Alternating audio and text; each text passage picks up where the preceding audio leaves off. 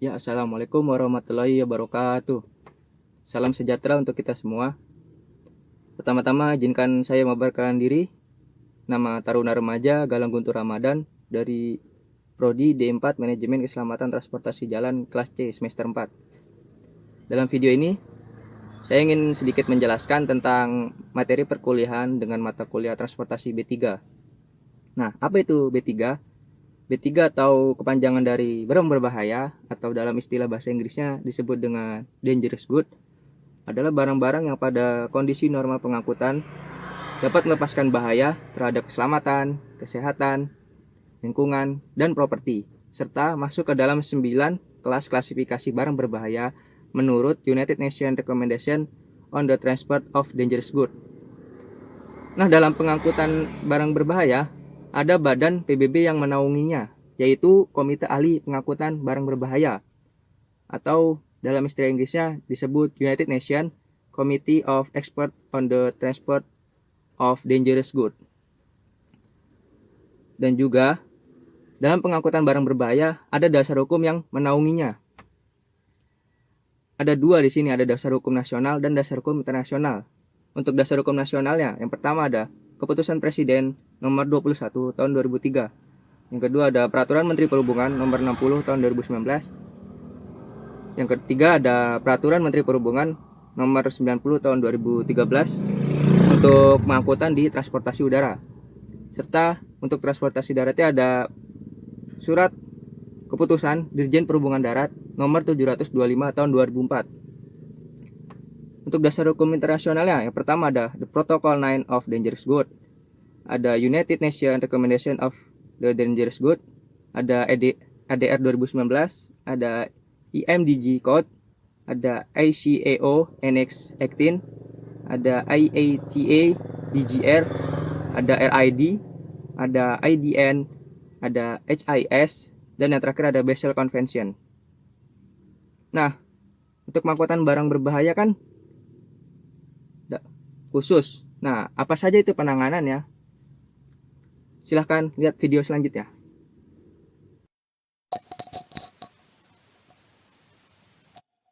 Seperti yang diketahui sebelumnya, bahwa pengangkutan barang berbahaya harus memenuhi ketentuan yang berlaku. Karena memiliki sifat yang membahayakan, maka dibutuhkan penanganan khusus. Di sini ada 4 penanganan khusus untuk pengangkutan barang berbahaya. Yang pertama, ada handling. Handling di sini artinya penanganan bongkar muat, terdiri dari penyimpanannya, pemisahannya, peletakan barangnya, serta tanggap darurat jika terjadi kedaruratan. Yang kedua, ada marking label atau pemberian tanda.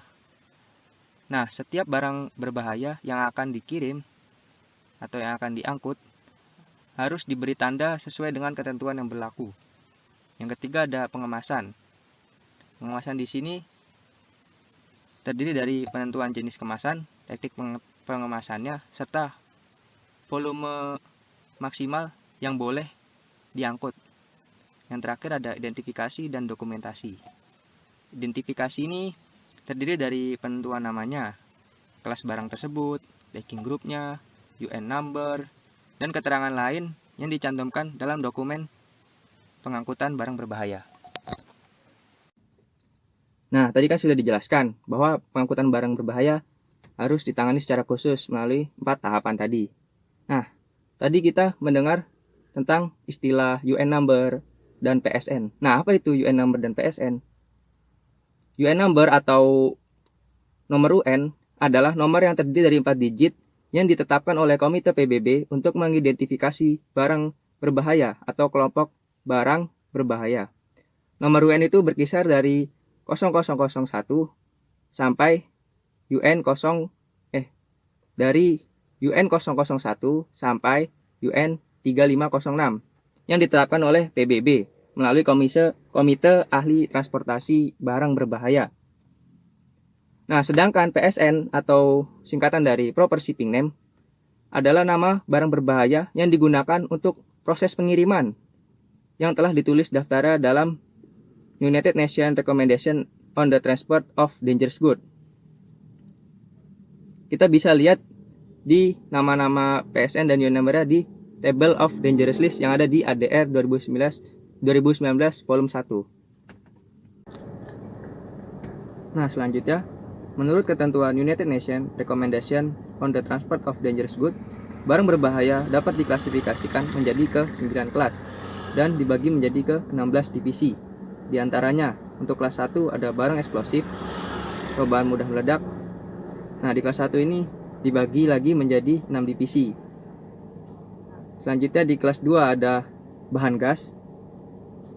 Di kelas 3 ada flammable liquid atau cairan mudah terbakar.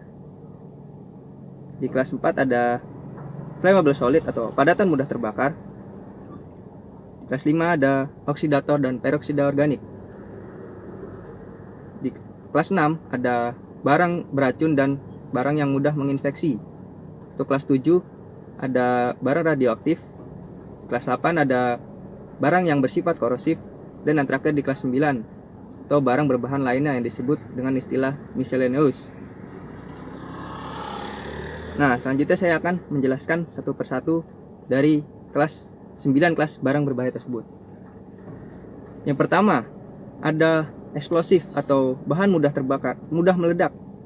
Seperti namanya, bahan ini mudah meledak pada suhu dan tekanan di antara 25 derajat Celcius dan 760 mm Hg melalui reaksi kimia atau fisika.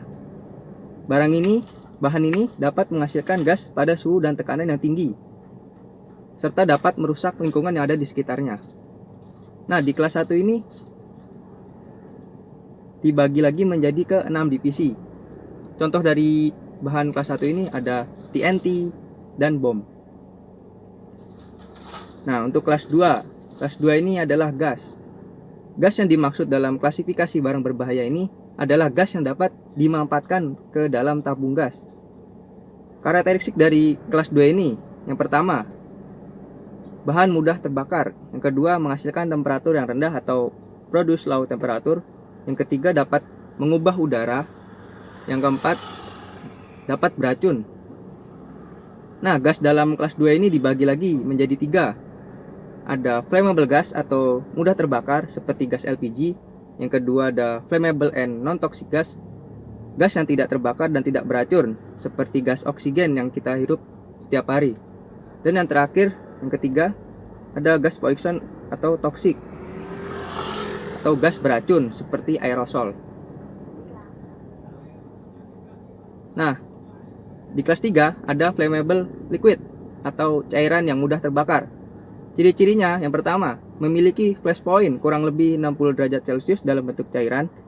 Yang kedua, sangat mudah menyala atau highly flammable, yang memiliki titik didih lebih besar 35 derajat Celcius dan titik nyala di bawah 23 derajat Celcius. Nah, contoh dari barang kelas 3 ini ada bensin, solar, thinner, dan kawan-kawannya. Untuk kelas 4 ada padatan mudah terbakar. Flammable solid atau padatan mudah terbakar ini dapat mudah menyebabkan terjadi kebakaran melalui gesekan, penyerapan air, atau perubahan kimia secara spontan. Dan apabila terbakar dapat menyebabkan kebakaran terus-menerus kurang lebih selama 10 detik. Nah, dalam flammable solid ini dibagi lagi menjadi beberapa 3 divisi. Yang pertama, flammable solid yang dapat terbakar melalui gesekan, contohnya korek api. Yang kedua, dapat terbakar tanpa gesekan, cukup dengan paparan panas atau secara spontan, atau disebut juga dengan spontaneous combustion, seperti fosfor putih. Yang ketiga, dapat terbakar saat kondisi basah, atau istilahnya dangerous when wet, contohnya karbid dan fosfor putih. Untuk kelas 5 ada oksidator dan peroksida organik. Nah, oksidator itu bahan yang mudah bereaksi dengan oksigen, contohnya blender las dan oksigen generator. Sedangkan untuk peroksida organik adalah bahan yang dapat mudah bereaksi dengan senyawa kimia lain, contohnya hidrogen peroksida. Ciri-ciri dari kelas 5 ini, yang pertama, dapat memicu api terjadinya kebakaran. Yang kedua, bereaksi dengan bahaya kimia dengan bahan lain. Yang ketiga, sensitif terhadap suhu panas dan gesekan.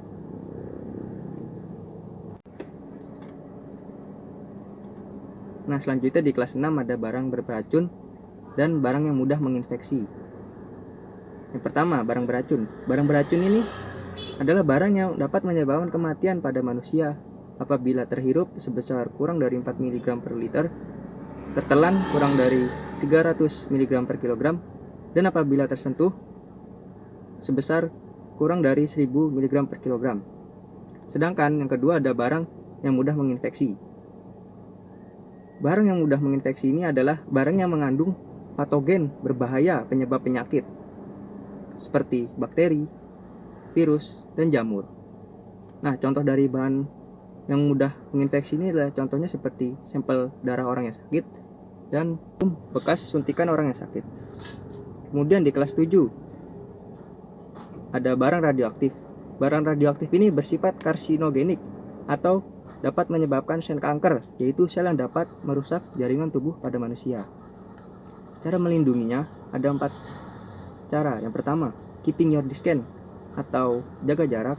Yang kedua ada limiting the time. Yang ketiga ada shielding the radioactive. Yang keempat ada observing makes the limit. Kemudian di kelas 8 ada barang bersifat korosif, yaitu zat yang dapat merusak permukaan besi dengan korosi rate-nya sebesar kurang lebih 6,25 per tahun, dan dapat menyebabkan proses pengkaratan pada lempeng baja dengan laju korosi lebih besar dari 6,35 mm per tahun dengan temperatur pengujian 55 derajat Celcius. Karakteristik dari kelas 8 ini, yang pertama, dapat merusak kulit atau mengiritasi kulit. Yang kedua, mempunyai pH sama atau kurang dari 2 untuk barang yang bersifat masam, dan lebih besar sama dengan 12,5 untuk barang yang bersifat basah. Yang terakhir ada barang berbahaya lainnya. Maksud dari barang berbahaya lainnya ini adalah barang yang tidak dapat diklasifikasikan ke dalam kelas 1 sampai kelas 8. Barang berbahaya lainnya ini biasa juga disebut dengan miscellaneous. Nah, karakteristik dari bahan di kelas 9 ini, yang pertama, dapat merusak lingkungan dan kesehatan yang ada di sekitarnya. Contoh dari bahan kelas ini yaitu oli, baterai lithium, dry ash, dan sebagainya.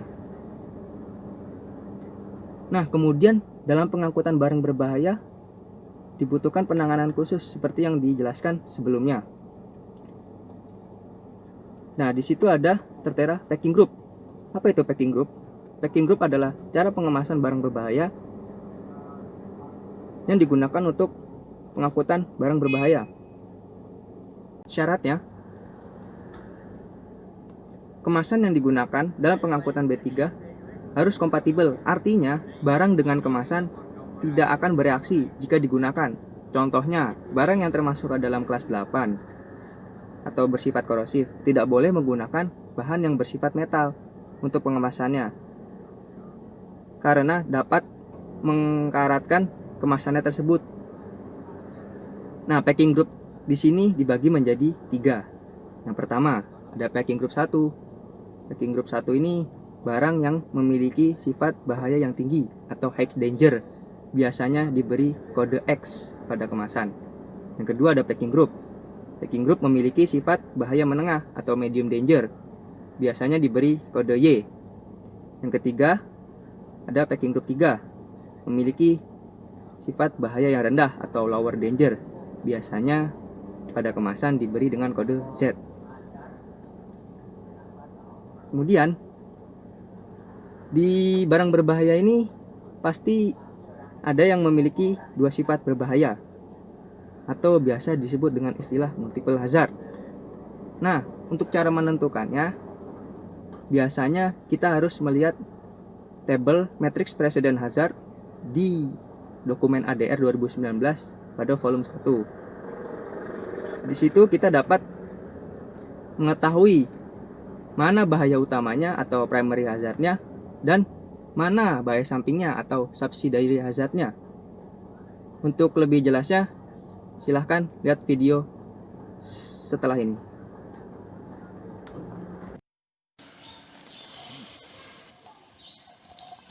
Sebagai contoh, ada suatu barang berbahaya memiliki dua kelas. Yang pertama, dia masuk ke kelas 3 packing group 2 dan masuk ke kelas 61 packing group 2. Nah, dari kedua kelas tersebut, manakah yang menjadi bahaya utamanya atau primary hazardnya dan mana yang termasuk bahaya sampingnya? Pertama, kita buka dokumen ADR 2019 volume 1. Di situ di halaman 102 ada matrix table of precedent hazard. Nah, yang pertama kita cari titik perpotongan antara dua kelas tersebut. Bisa dari kolom terlebih dahulu, bisa dari baris terlebih dahulu. Setelah itu kita tarik garis. Nah, berarti di sini ketemu hasil di kelas 3 packing group 2. Maka dari itu barang tersebut memiliki bahaya utamanya di kelas 3 packing group 2 dan untuk bahaya sampingnya di kelas 61.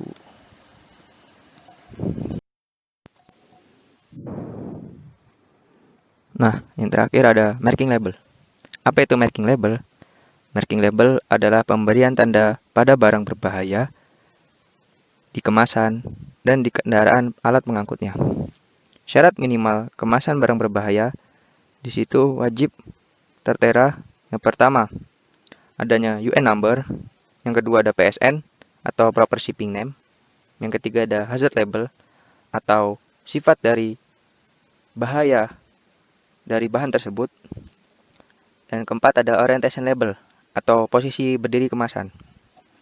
Nah, berikut ini ada contoh gambar dari marking label pada kemasan barang berbahaya. Nah, apa arti dari angka-angka dan huruf-huruf yang ada di marking label tersebut? Berikut penjelasannya. Ya, berikut adalah contoh format marking label yang ada pada kemasan barang berbahaya. Yang pertama harus mencantumkan UN mark atau logo UN di sebelah kiri kode. Yang kedua ada part G atau di sini menjelaskan tentang bentuk dan bahan kemasan. Kemudian di sampingnya ada kode packing group. Seperti yang dijelaskan sebelumnya, di barang berbahaya itu dibagi menjadi 3 packing group. Yang pertama ada packing group 1 dengan kode X dengan bahaya tinggi. Yang kedua ada packing group 2 dengan kode Y dengan bahaya menengah. Yang ketiga ada packing group 3 dengan kode Z dengan barang bahaya rendah. Kemudian di sebelahnya ada maksimal berat kotor yang diangkut. Kemudian sebelahnya ada kode bentuk bahan. Di sini L. L itu berarti liquid dalam bentuk cairan. Kalau nggak bentuk liquid bisa S atau solid bentuk padatan. Kemudian di sampingnya ada tahun pembuatan di sini. Kemudian di samping ada negara yang mengotorisasinya. Di sini A, Amerika berarti. Bisa Cina, bisa negara-negara yang membuat bahan tersebut. Yang terakhir ada kode manufaktur yang digunakan untuk pengangkutan barang berbahaya. Dan untuk ukuran pemasangan marking label pada kemasan dan pada kendaraan pengangkut itu berbeda.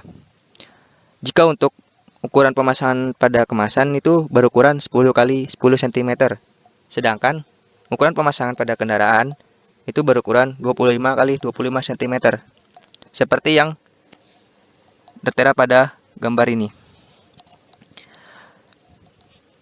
Kemudian untuk format penempatan plakat dan label barang berbahaya pada kendaraan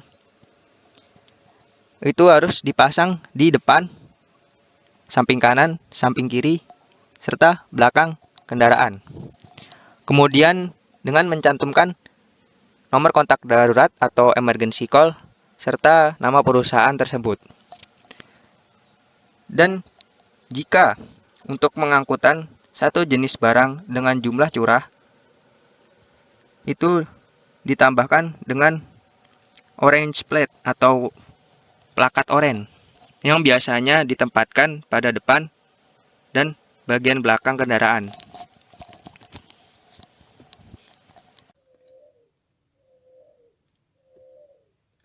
Oke, sekian penjelasan dari saya.